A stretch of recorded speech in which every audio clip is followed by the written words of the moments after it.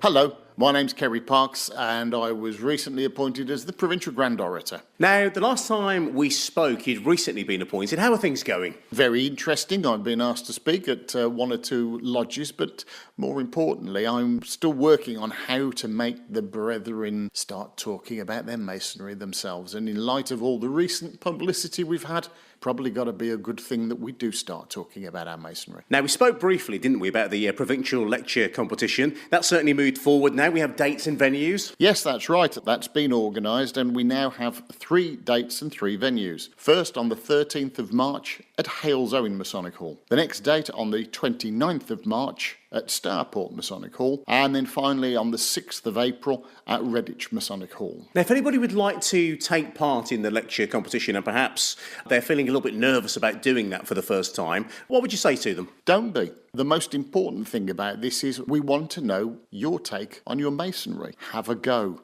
It's interesting that we had a recently made Master Mason in one of my lodges who literally, through no prompting, put pen to paper to talk about how he felt on being made a Master Mason. Now, it wasn't a lecture entry, it was only about 2 or 3 minutes, but I can now encourage him to do more. What's involved during the actual lecture then? So how does that work during the evening? I'm hoping that people will have anything between a 30 and a 45-minute talk, which they can then take out to other lodges at a later date, because if they wish, we can list them on my Orator's page for people to be able to contact them. What I would ask is, not only would you have your 30 to 45-minute talk, but we'll probably need a good 10 to 15-minute précis of your talk so that we can get a flavour of it and the depth of it. What kind of subjects usually get discussed then at the lecture competition? Is it just Masonic? Usually there is a Masonic link, however tenuous that might be. We've also had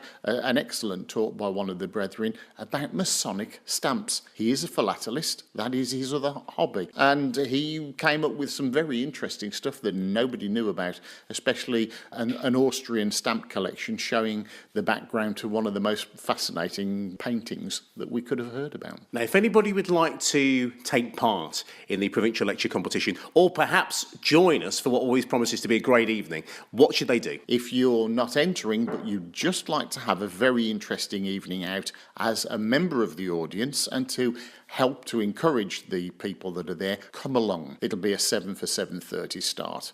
If you want to enter, then please go to the events page on the provincial website, where you'll find details of the dates and times. Also, my email address has been circulated, so if you do want to enter, please contact me by email and I will respond to you very quickly. And if you can choose what date that you want to enter and what your subject will be, I'll put you down and we'll get you booked in for those dates.